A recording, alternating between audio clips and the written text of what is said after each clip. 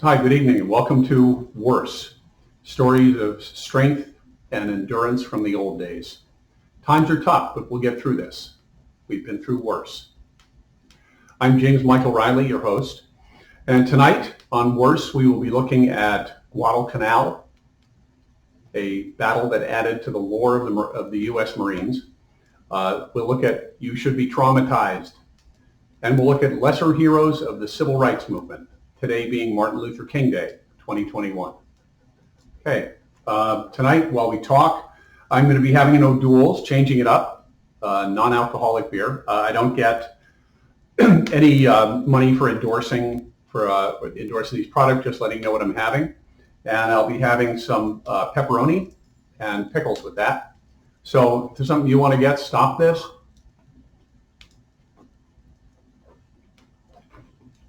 Grab something to eat and drink, and we'll get started. All right. One of the things I've learned growing up, not only in a house where my father was a Marine, but in having also toured the Marine Corps boot camp at Parris Island back in 2013, I've learned that once you're a Marine, you're always a Marine. My father passed away, but for all of his life, whether he was 20 or 50 or 90, he could say, "I'm a Marine." And that was a great distinction, something he was very proud of, and something that I was proud of too, that he was able to say.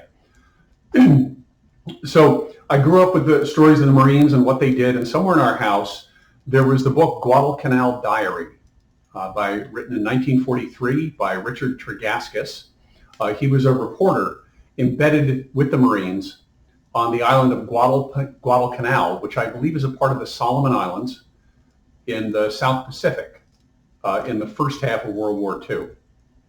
So Richard Tregaskis is a guy with a story I kind of admire. He was born in New Jersey. He went to an elite private school called Pingree, which is still around, and then he went to Harvard. And then this Eastern Harvard boy volunteered to cover the Guadalcanal invasion by U.S. Navy and Marines. And he was there for over a month of that battle, which lasted many, many months. He's an example, I think, Richard Tregaskis, of the kind of common purpose that I hope that we as Americans still have and may find again. But at any rate, more recent accounts of this battle can be found at historynet.com and at usmcu.edu, that's the U.S. Marine Corps University.edu, and also historynet.com, which I'm grateful to because they republished parts of a book called We Were Going to Win or Die There by Roy H. Elrod. Roy H. Elrod was a guy from a farm in Muleshoe, Texas, orphaned at a young age, worked the farm with his mom, was able to get into Texas A&M. And then he dropped out of school to join the Marines to fight for the U.S. in World War II. So what was happening on Guadalcanal, the island of Guadalcanal, was that the Japanese were building an airfield to support further expansion among the islands in the Pacific. So in August 1942, the U.S. Navy arrived, landed the 1st Marine Division, and they were able to hold on to a beachhead there. However, the Japanese Navy responded very, very quickly, drove the U.S. Navy off, and there was a period of time in the beginning of this battle where the 1st Marine Division was isolated on the island, fighting the Japanese that were entrenched there with no naval support because the U.S. Navy couldn't get back right away. They, however, were able to hold on to their beachhead, to push inland, and to take that airfield and then rename it Henderson Airfield. And then the goal became to defend the airfield, because that was really the greatest strategic asset on this island for both the Japanese and the Americans. So in his story, We Were Going to Win or Die There, Roy H. Elrod paints a pretty vivid picture of what it was like. And some of what I'm going to tell you also comes from Richard Tregaskis' book, Guadalcanal Diary. But Guadalcanal was a jungle island. And it was something where the Japanese and the U.S. were able to conceal themselves in the jungle. and they had to defend their perimeter against each other at night. It was a pretty big island, so there was a lot of ground to cover, and it was pitch black at night. Passwords were necessary to get across the perimeter, and there was always a fear of the enemy slipping into your foxhole and cutting your throat while you slept. But according to Elrod, what was worse than the fear of the enemy on a night-to-night basis was the living conditions. When it rained, you got wet. And so everybody was in foxholes. Tents were out of the question. The enemy would have destroyed them immediately. So you dug your foxhole with a sloping bottom so that when it rained, you could bail out the foxhole more efficiently with your helmet and create some sort of conditions that were tolerable. Dry would be the wrong way to put it. But he said that the soldiers were desperate to be clean.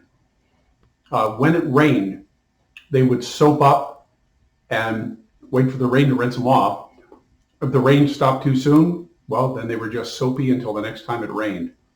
Not anything that I have ever experienced in my life. I did a week's canoe trip in Maine, and that was the longest time I've ever had to experience rugged conditions, and nobody was shooting at me. So Elrod said it didn't take long for my Marines to get sick. Within a week of his arrival on Guadalcanal, he got malaria. And he said, this is a quote, "I remember one night I sat on this box over a slit trench, streaming with diarrhea, shaking with malaria, and throwing up. At the same time, Japanese mortar rounds were landing behind me. And as I sat there in the pouring rain with mosquitoes biting me, I said to myself, I wonder why they can't get one of those rounds in here where it will do some good." That was the low point. So many Marines got sick that word went out that unless you had a fever of 104, you were not going to be evacuated out. Any cut got infected. People had fungus growing in their ears. Alcohol helped with that a little bit, but not very much. And so while the land forces were fighting in these horrible conditions, the navies fought each to resupply their side and sink the other side. The Marines started to get malnourished. Elrod said that he went from 190 pounds to 165 pounds during the course of this battle. And they made sure never to sleep in the same place where they were when the sun went down, because the enemy would have located that spot and might come after you. You had to move. Sometimes he and his men were called upon to do night patrols behind enemy lines. So for safety, wherever it was that they went across into enemy lines, they would return to their lines in a different location so that the enemy couldn't make note of where they had gone over and be waiting for them. But what that meant was wherever U.S. forces were holding the area where they came back, they had to make damn sure those guys knew they were coming back so they didn't shoot them when they returned to their own lines. So over the course of this battle, these many months, which began in the summer of 1942, Marine aviation, there was not a U.S. Air Force at that time. There was the Army Air Corps, and there was Marine aviation. Marine aviation knocked out hundreds of Japanese planes.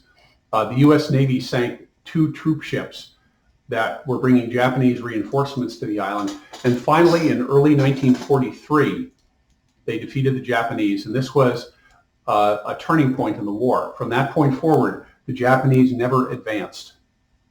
That was quite an achievement.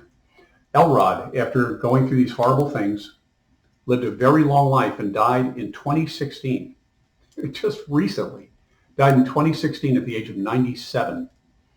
General Alexander Vandergrift, 1st Marine Division, said, "We were as well trained and as well armed as time and our peacetime experience allowed us to be." And I should point out that they were later reinforced in this battle by the 2nd Marine Division and the Army Americal Division. Strange name, I don't really understand that. But over the course of the battle, about 1,600 Americans were killed, 4,700 wounded. In marine aviation, and this is sobering to think about, 55 Marine aviators were dead, 127 wounded, 85 missing, meaning they either went down in the jungle or went out over the ocean, and they were never recovered. There was a considerably higher number of missing than confirmed dead. It's believed that 14,800 Japanese were killed or missing in action, in addition to 9,000 that died of disease.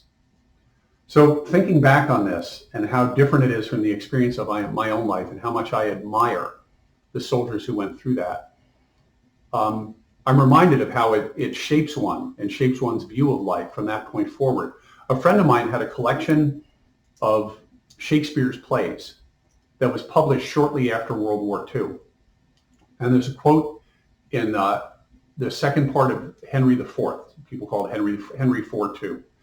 And this was Act 4, Scene 3, when Prince Hal, the Henry that is referred to in the play, or who will be King Henry and Henry V, I should say.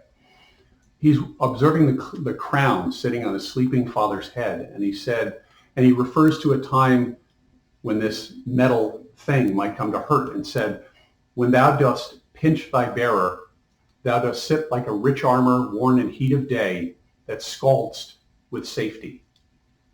That scald'st with safety in heat of day. And in this edition of Shakespeare's plays that was published shortly after World War II, the editor said, anyone who has served in a tank in a tropical climate can identify with that statement. And I thought that was a pretty cool and amazing thing to see somebody connect their own difficult life experience with that description in Shakespeare. So I want to thank Guadalcanal Diary by Richard Tregaskis. I want to thank Elrod for his book, history.com, historynet.com, and usmcu.edu.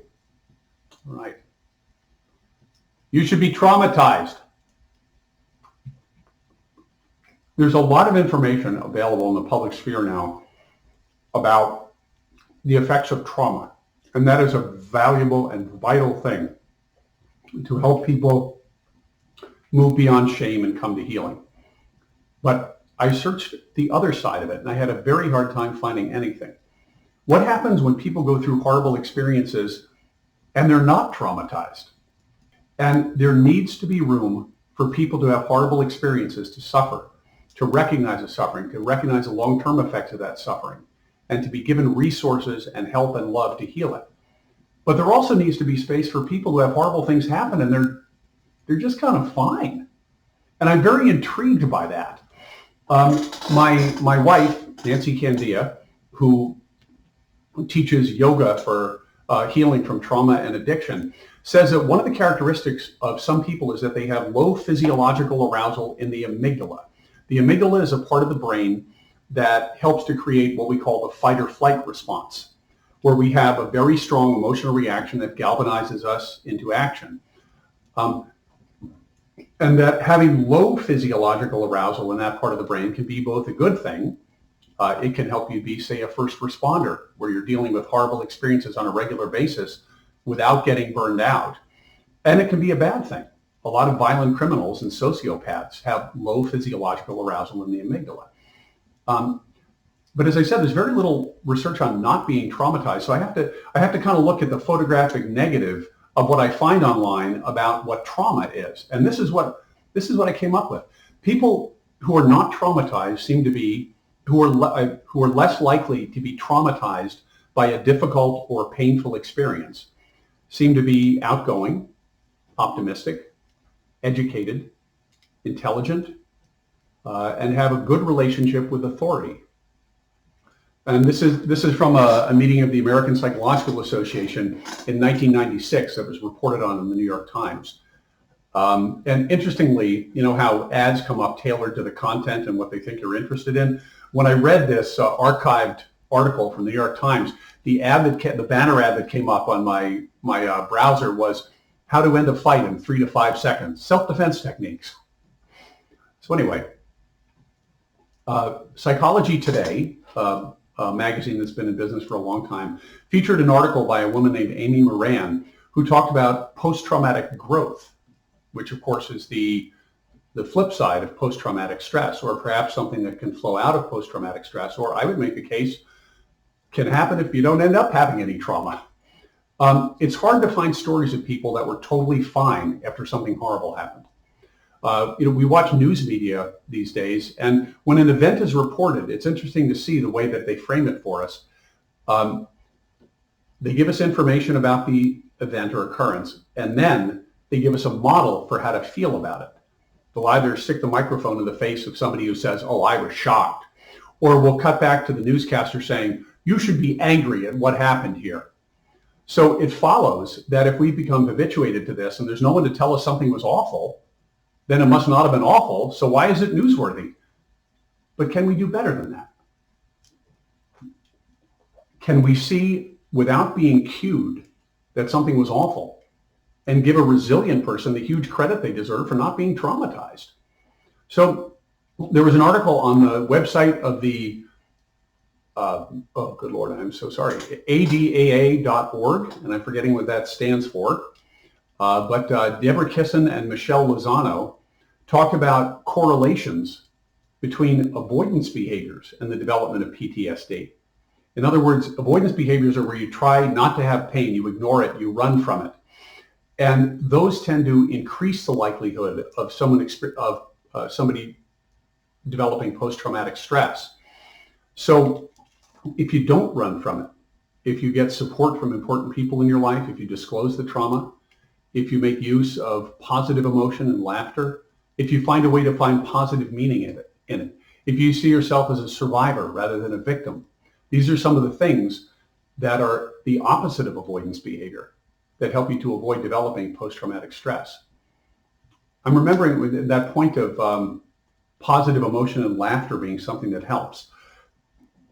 Dan Carlin is a guy who has a terrific podcast series called Hardcore History. He takes a deep dive into various historical events, and he had a 6-part series on World War I. A lot to cover there in terms of hardcore history. But he said that one combatant in World War I, somebody from the side of the Central Powers, Germany, Austria-Hungary, etc., said that one of the things that made the British so effective as soldiers was that they brought a sense of humor to it. He gave an example in the Battle of Gallipoli, where the men were confined to their trenches, and if they so much as lifted their head above the edge of the trench, the Turkish machine guns would fire at them. And so when their soldiers became killed, they weren't able to go out and bury them. They tried to bury them in the sides of the trenches. And in one case, one of the bodies wouldn't stay put in this, being buried in this vertical surface, and his hand kept falling out. So his men would pass this poorly buried body of this comrade. They'd shake his hand. It was a way of bringing humor, obviously a very black macabre humor, to a situation. And there is no doubt that many, many thousands of those men very justifiably experienced post-traumatic stress.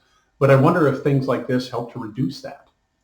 At least according to this article by Kissin and Lozano, it may have. But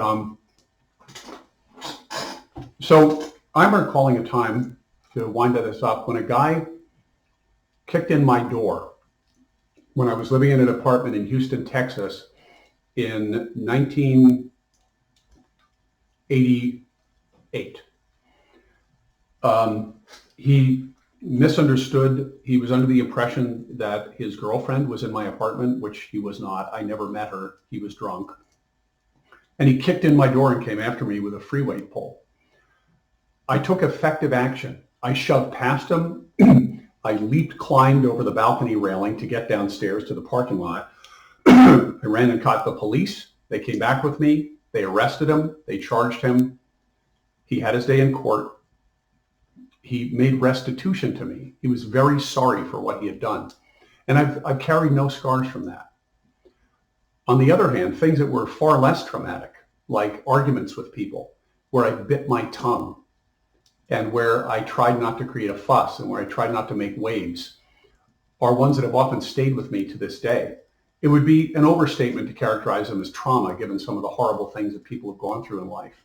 But I think the difference is, the reason one stayed with me and the other didn't, is that in the one case I took definite and effective and constructive action, and in the other case I didn't. So there may be some insight there. Anyway, thanks to aada.org, thanks to Psychology Today, and to underhilllife.com. All right. Now, having started off with an extremely violent situation, let's take a look at the effects and the benefits and the achievements of nonviolence by looking at some of the lesser known heroes of the civil rights movement I'd like to start off with a couple named the Hardings. Now, interestingly, and unlike many people who were involved in the civil rights movement, who, in the case of many African Americans involved, were Southern Baptist or Baptist, and in the case of many white people who came down to help from the North, were from various other mainstream denominations or were perhaps atheists or socialists. The Hardings were Mennonite. This was a Protestant sect that arose from the Anabaptists in the 16th century. Pacifism is a big part of their tradition. Non-resistance is a Mennonite teaching based on New Testament ethics that rejects both war and the use of coercive measures to maintain social order. The Amish are, in a general sense, related to the Anabaptist movement, and so there are strong connections between Mennonites and the Amish in terms of their philosophical approaches to things.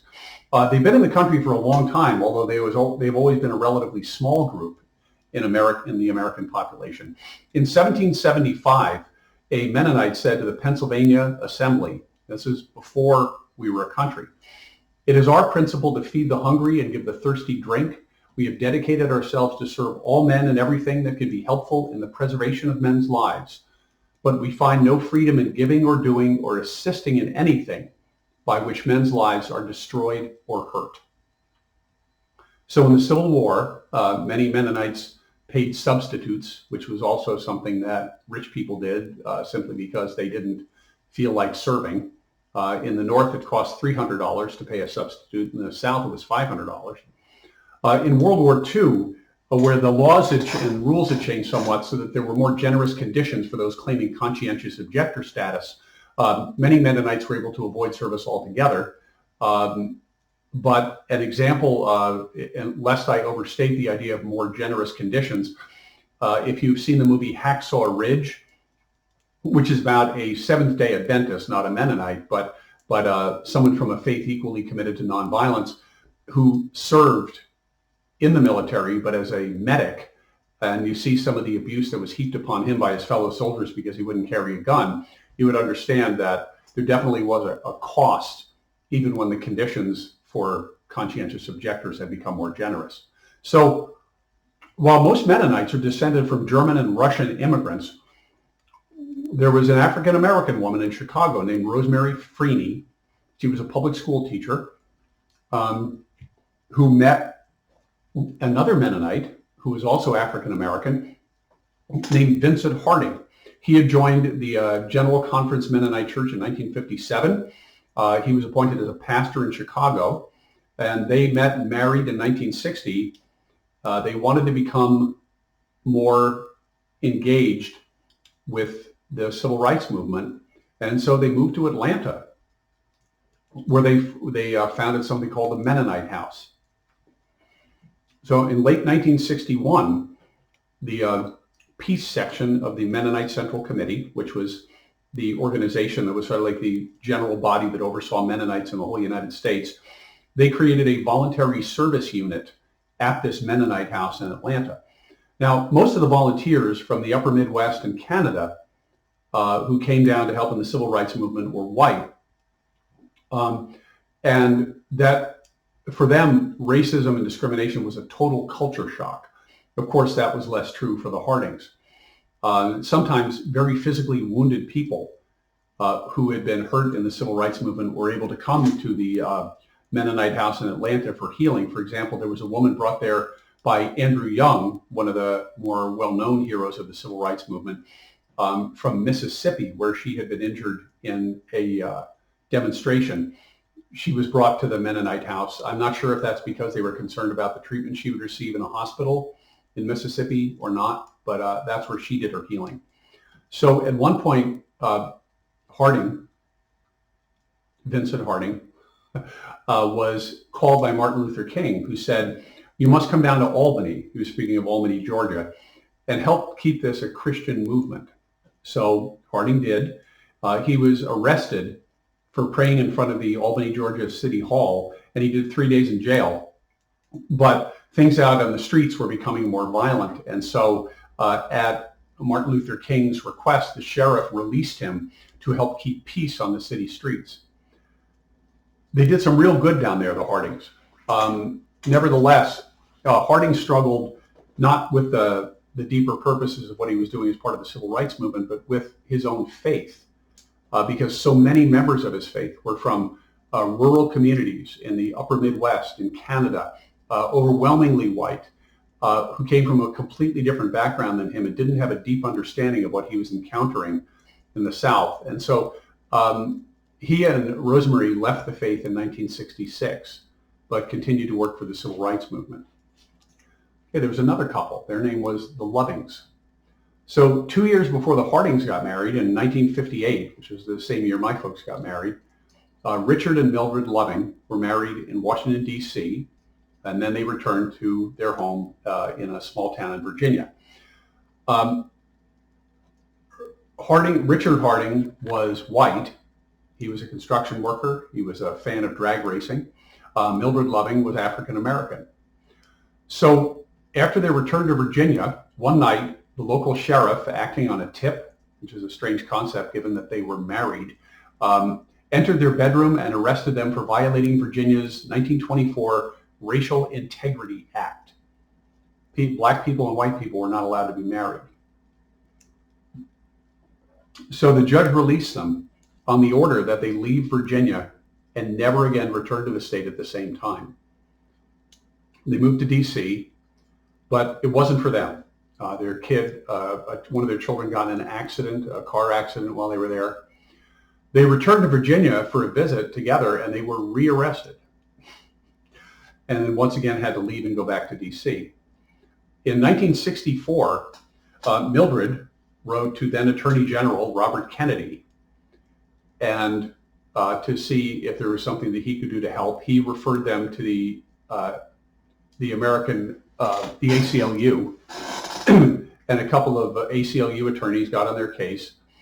And in 1967, in the Supreme Court case of Loving versus Virginia, the anti-miscegenation laws, these racial purity laws, were struck down.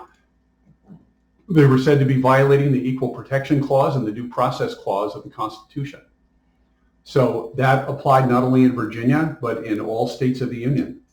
So the fact that the Lovings stood firm in their marriage and that they stood firm for their beliefs brought about a lasting change nationwide. James Meredith. Now, he's someone you may have heard of, but I didn't know the details of his story. He was born in Kosciuszko, Mississippi in 1933. And that's very interesting to me. Kosciuszko, Mississippi is named after a Polish hero of the Revolutionary War. There's also a Kosciuszko Bridge in New York City. So, small world.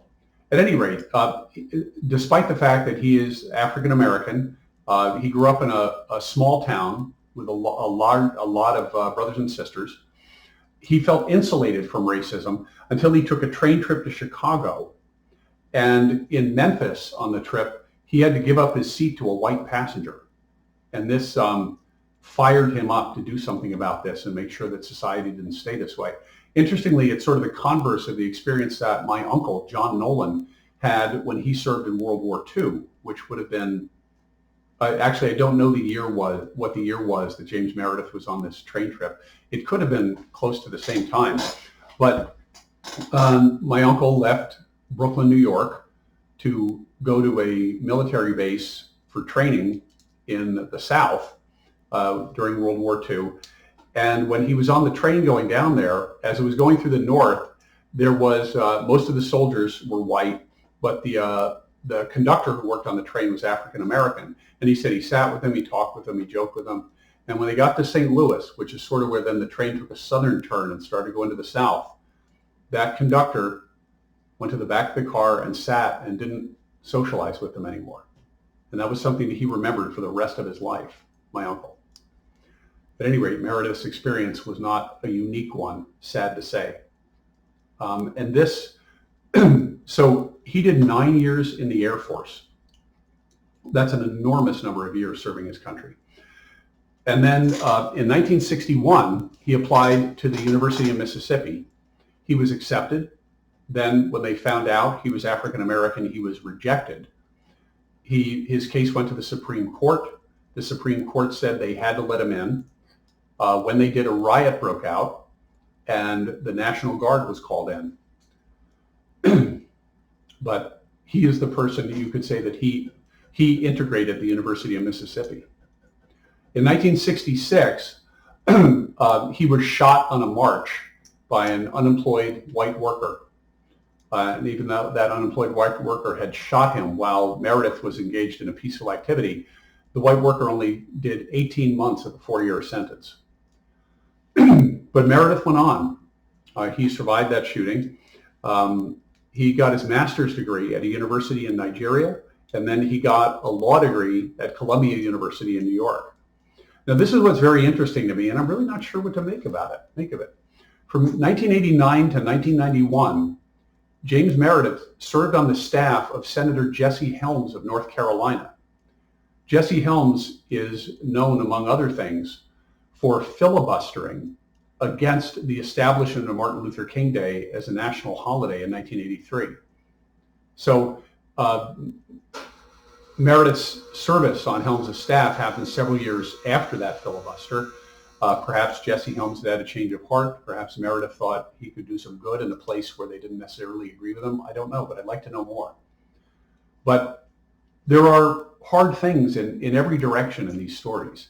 In the case of the Lovings, the mixed race couple whose case led to the striking down of anti-miscegenation laws in the South, in 1975, there was a car accident in which James Loving was killed and Mildred lost her sight in one eye.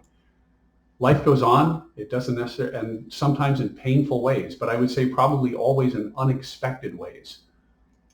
And I wonder if it's sometimes that when you make the decision to make a big sacrifice, you have to recognize that it may be others and not yourself that enjoys the true fruits of the benefits of that sacrifice.